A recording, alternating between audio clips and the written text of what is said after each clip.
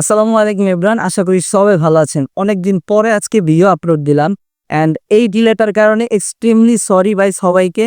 এর একটা মাত্রই কারণ যে আমরা বিভিন্ন তথ্য পাইতে আমাদের একদম কনফার্ম হইতে ভেরিফাই করতে একটু প্রবলেম হয় অ্যান্ড এটা আদৌ কি সত্যি কিনা এইসব যাচাই বাছাই করতে একটু সময় লাগার কারণে ভিডিও ডিলে হয়। আর অনেস্টি বলতে আমরা প্রায় অলমোস্ট অনেক দিন হয়ে গেছে, প্রায় 6 মাস বা 4 মাসও বলতে পারি, এরকম সময় ধরে আমরা ভিডিও বেশি রেগুলারিটি আপলোড দিই না।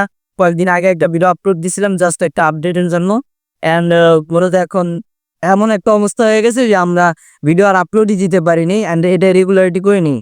মূল সমস্যা হচ্ছে আমাদের কর্মব্যস্ততার কারণে আমরা তেমন কোনো কিছু করতে পারিনি। আর সরকার কর্তৃক কোনো ধরনের আপডেট আসছিল না, কোনো ধরনের রেসপন্স আসছিল না, দ্যাটস ওয়াই আমরা আর কিছু করতে পারিনি।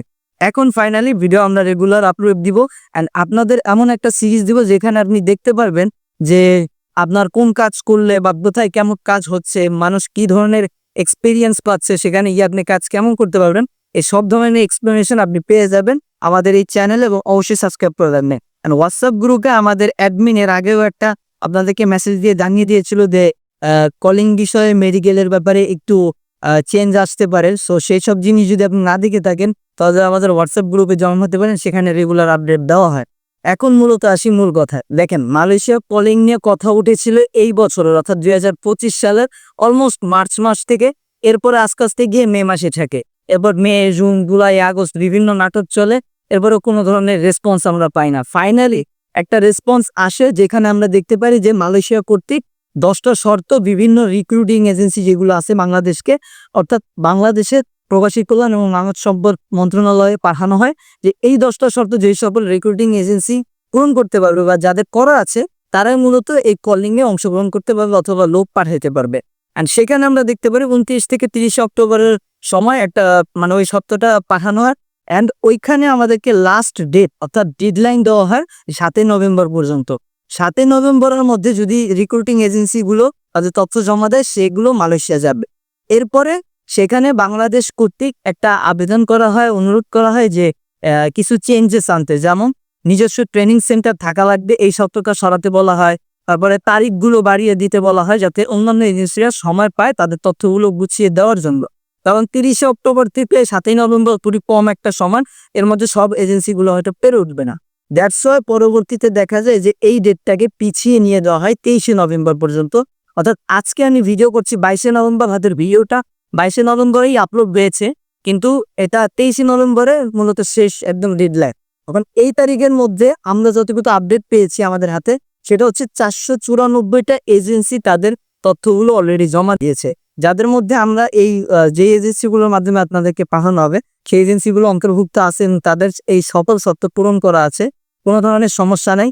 কিন্তু এখন যে মূল প্রশ্ন হচ্ছে যে অনেকে কনফিউশনে থাকে যে ভাই মালয়েশিয়া পোলিং এর ডেট তো 31 ডিসেম্বর পর্যন্ত আছে, এখন বাকি এই কয় সময়ের ভিতরে কেমনে কি লোক পাঠাবে। আপনাদেরকে একটা জিনিস ক্লিয়ার করতে চাই, 31 ডিসেম্বর পর্যন্ত মূলত বলা হয়েছে যে মালয়েশিয়াতে যারা যারা লোক দরকার বা যে কোম্পানিগুলোর লোক দরকার তারা শুধুমাত্র আবেদন করতে পারবে এবং আবেদনের শেষ ডেট হচ্ছে 31 ডিসেম্বর। কিন্তু বাংলাদেশের কলিং এর সময় 1 বছর যাবত চলতেই থাকবে যতক্ষণ না এই কোটাগুলো পূরণ হচ্ছে। অর্থাৎ যেই 2.5 লাখ বা 3 লাখ যে যতগুলো সংখ্যায় কোটা আসুক না কেন, এগুলো যখন পূরণ হবে তখনই কলিং শেষ হবে। এখন এই কলিং এ কোন কোন এজেন্সি উত্তীর্ণ হবে, কারা কারা যাবে, এইসব বিষয় হচ্ছে সময় সাপেক্ষ ব্যাপার এবং আমরা মালয়েশিয়াতে পাঠানোর পরে অর্থাৎ 23 তারিখের পরে আরো কয়েকদিন সময় লাগবে এগুলো ভেরিফাই করতে। এগুলো পড়ার পরে যখন বাংলাদেশে সব বিষয় চলে আসবে একেবারে ফাইনাল, তখন আমরা বাংলাদেশ কর্তৃক অর্থাৎ সরকার কর্তৃক এবং বাংলাদেশের বিভিন্ন গণমাধ্যম কর্তৃক আমরা জানতে পারবো যে হ্যাঁ এখন কোন কোন এজেন্সি যাইতে পারবে। এবং যখনই আমরা এই জিনিসটা পেয়ে যাব যে এই এজেন্সিগুলো যাইতে পারবে অর্থাৎ লিস্টিংগুলো কমপ্লিট হয়ে যাবে, তারপর একদিন পরেই আমরা পেয়ে যাব যে মেডিকেল লিস্টিং এর জন্য কোন কোন মেডিকেল লিস্ট করা হয়েছে, মালয়েশিয়া কর্তৃক কোন কোন মেডিকেলগুলো গ্রিন লাইট করা হয়েছে যে এই মেডিকেলের মাধ্যমে মেডিকেল করালে এই রিপোর্টগুলো দিয়ে আপনি বাইরে যাওয়ার জন্য ভিসা প্রসেস রেডি করতে পারবেন। এই সব কিছু কনফিউশন আশা করি আপনাদের থেকে আমি বের করতে পারছি, যা যা ভুল ধারণা ছিল সবকিছু দূর করতে পারছি। এই ছিল আমার কাছে 22 নভেম্বর সর্বশেষ আপডেট। 23 তারিখের পরে যা যা আপনি এগুলো আবার রেগুলার ভিডিও পেতে থাকতেন অ্যান্ড আমরা রেগুলারলি ভিডিও আপলোড দিব। এবং আগেই বলেছি একটা সিরিজ আসবে যেখানে আপনি জানতে পারবেন কোন কোন মার্কেটের লোকগুলো কাজ করতেছে, কিভাবে এক্সপিরিয়েন্স হয়েছে তাদের, তারা শুরুতে এসে কেমন স্যালারি পাইছে, এখন তাদের স্যালারির অবস্থা কেমন, তারা কত বছর যাবত কাজ করতেছে এবং কাজের অভিজ্ঞতা কেমন, সবকিছুই এই সিরিজগুলোর মাধ্যমে জানতে পারবেন। এবং সেইগুলো জানাবে সরাসরি মালয়েশিয়া থেকে আমাদের আরেকজন প্রতিনিধি সাখাওয়াত মাহির দিয়ান, এবং সেই আপনাদেরকে সব ধরনের আপডেট দিবে। তার ভিডিও আমি অবশ্যই আলাদা করে আপলোড দিব এই চ্যানেলের মধ্যে, আশা করি ওই ভিডিওগুলো দেখবেন। এর পাশাপাশি আপনার যদি রেগুলার আপডেট চাই, অর্থাৎ মাঝে মধ্যে ছোট ছোট আপডেট থাকে যেগুলো ভিডিওর মাধ্যমে বলা পসিবল হয় না, তার জন্য আপনাদের হোয়াটসঅ্যাপ গ্রুপে জয়েন হতে হবে, যেটা আমাদের ডিসক্রিপশন বক্সে দেওয়া আছে, ওইখানে জয়েন হয়ে যান। সো ওইখানে ছোটখাটো আপডেট হোক বা বড় আপডেট হোক সবকিছুই পাবেন। আর যা যা বড় আপডেট আছে রেগুলার যে সব আপডেট আমরা এই ভিডিওর মাধ্যমে করতে হয়, ওগুলো তো অবশ্যই ভিডিওতে দিব। তাহলে চ্যানেলটা সাবস্ক্রাইব করে রাখবেন যাতে আপনার কোনো ভিডিও মিস না হয়। Thank you so much for watching this video. আল্লাহ হাফেজ, ভালো থাকবেন। আপনাদের সুস্থতা কামনা করে রিয়েল প্রবাসী আপডেট বিদায় নিচ্ছে।